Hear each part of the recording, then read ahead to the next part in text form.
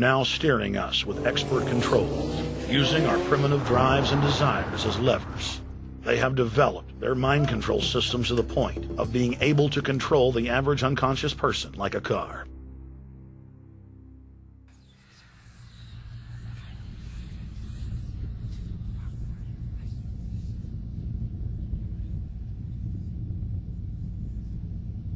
Eugenics dominated the 20th century. Its ruthless spirit has now metastasized into the fields of genetics, nanotech, and robotics. But that's not surprising. From their inception, all three disciplines have been dominated by eugenicists. The billionaire founder of Sun Microsystems, Bill Joy, courageously went public in 2000 to warn of a cancerous consensus among the technocratic elite that at best humanity would be completely enslaved by the year 2030, and at worst, mass extermination of everyone but the elite would take place. A who's who of the techno-elite are members of what is known as the transhumanist or post-humanist movement. Many of its adherents see only the beneficial aspects of technology's exponential rise, like bringing sight to the blind, sound to the deaf, and longer life for all. But what many of them don't know is that master eugenicist Julian Huxley founded transhumanism, and that society's controllers openly admit that the new system is designed to progress into absolute tyranny.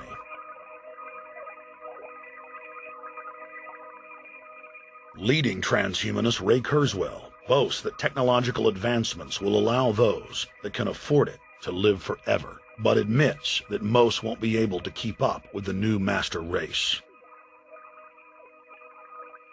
The drive for world government is now all about who will control and have access to radical life extension systems.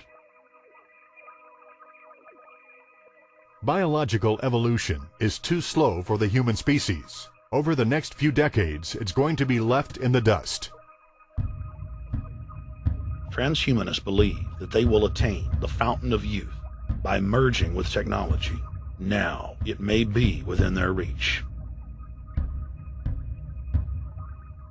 Decades ago, transhumanists said that if you did not accept augmentation or enhancements, you would no longer be able to get jobs. And now it's happening today. The elite who occupy the commanding heights of digital reality are suicidal nihilists.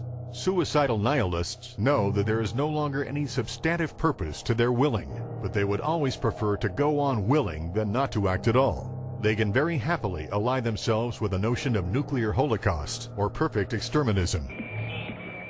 Technology has become so powerful in its capacity for destruction that free humanity cannot afford to let psychopathic technocrats with delusions of grandeur repeat the mistakes of their forebears, because it is highly probable that this time they may destroy everything, including themselves in their mad rush for godhood.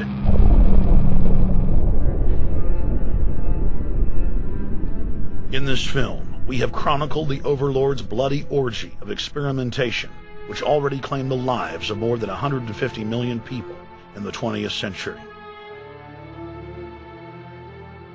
And now, they are promising to deliver an invincible tyranny that will dwarf their past exploits. In the days of World War II, there were sovereign nations and armies to stand against Hitler's final solution. Once world government is in place, no one will be able to stop the New World Order's plans for global population reduction. For those immune to psychological programming, hundreds of FEMA camps have already been built throughout the United States. In their quest for population reduction, no method is off the table. These dark builders intend to release a string of man-made bioweapons plagues, each one worse than the last, while at the same time expanding the police state to enforce an orderly extermination of the population, all in the name of fighting invisible terrorists. And the Georgia Guidestones stand today as a cold testament to the elite's sacred mission. to have a two-class system where the underclass are forced to live as slaves in tiny enclosed cities, while the elite enjoy the land of the earth, evolve into superhumans with the aid of advanced implantable technologies, live eternal lives, and travel throughout the cosmos. This is the promise given to the inner members of the New World Order and the agenda of the Bilderberg Group.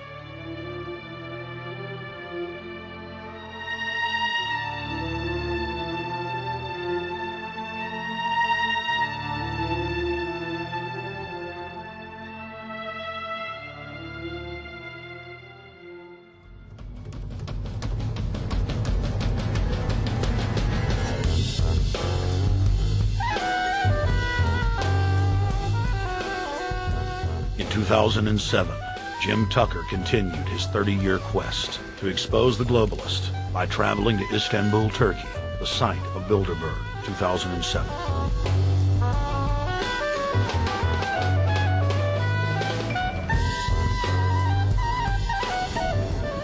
Jim Tucker, thank you for coming on, my friend. It's always fun. Jim, tell us what you saw today when you were out at the Ritz Hotel. We were at the Ritz-Carlton. It looked like a typical Bilderberg scenario. They had the armed guards all around the place. They had platoons of cops in formation waiting for the disbursement. They also had cops all the way around the building, and they had all those high-tech things where every member can hear whatever's spoken in any language, instantly translate into his own language so they can keep up with it.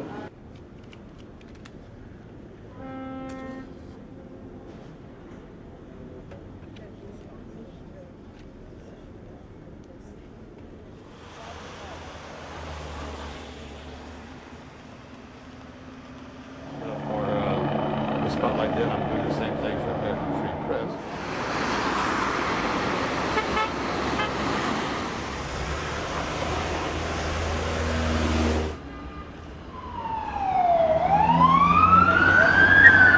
Herhangi bir sorun çıkıyor. Hey, is the hotel open? Sealed up? Çünkü İngilizce bilen var mı? Ben bilmediğim için. Let's just ask him directly.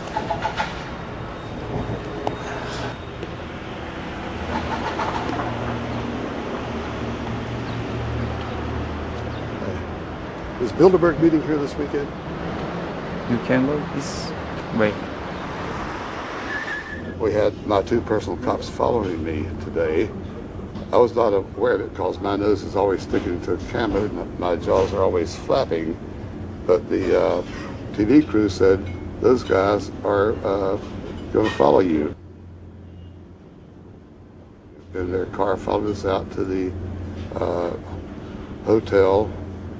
Then they identified the two cops in plain clothes, not business suits, but sport shirts and so forth. Yeah. That's the car that's been on our ass? Yeah. You want to photograph him? Yeah. You are, aren't you? Well, they're very likely Bilderberg boys.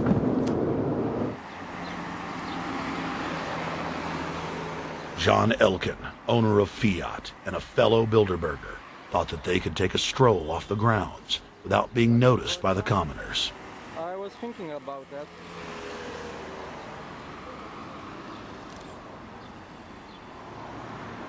This Bilderberg attendee sneered at our camera.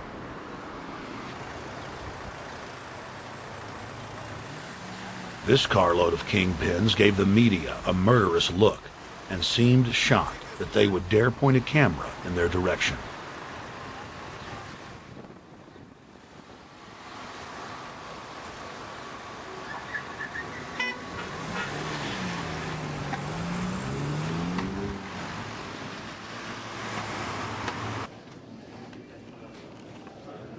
In 2007, the Bilderberg Group received the heaviest global coverage in its history. Jim Tucker witnessed press conferences attended by hundreds of members of the media and a new generation of info warriors, like reporter